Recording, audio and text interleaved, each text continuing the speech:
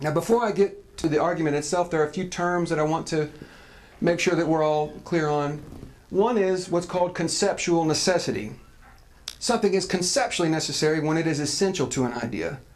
Certain concepts necessarily contain other concepts. So, for instance, if you're dealing with the Euclidean idea of a square, you're also necessarily talking about that contains ideas like 4 or right angles. Right? That's just necessarily a part of those ideas are contained within it. Another common example is the idea of a bachelor.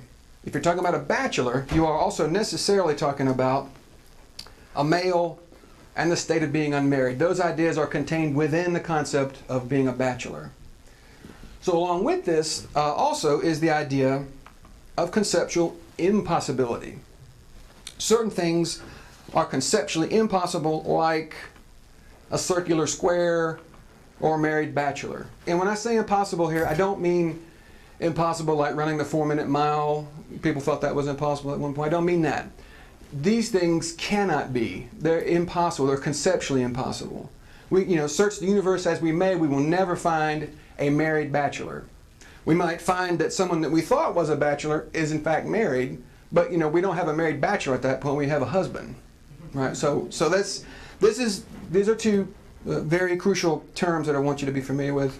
The next term that I want you to be familiar with relates to causation. So causation basically has two aspects, right? The temporal aspect is one which says the cause precedes its effect in time, and it describes the causal chain in terms of moving through time, right? So for instance, Newton precedes in time his Principia, which is the book that he wrote. So this is temporal causation. But the other one, and the one that I'm principally going to be talking about today, is logical causation. The logical aspect of causation describes the causal chain extending downward in a single moment of time in order to emphasize the logical priority rather than the temporal priority of the cause. So here's a good example of someone assuming logical causation. This is Michio Kaku, and he says something which no one really contests. Gravity prevents the Earth and stars from disintegrating and holds the solar system together. Notice he's using the present tense. This is something gravity does in the present moment. Right? That's the concept we're getting at. So the effect, in this case holding the galaxy together, occurs because something is making it occur. It is a conceptual necessity of causation that things happen in the present moment. They cannot happen, notice the present tense, they cannot happen anywhere else. It's a conceptual necessity. If nothing happens in the present moment, then quite literally nothing happens. And the whole concept of causation assumes that things happen. So that's where things actually happen in the present moment. This is another term that I wanted to clarify for everybody.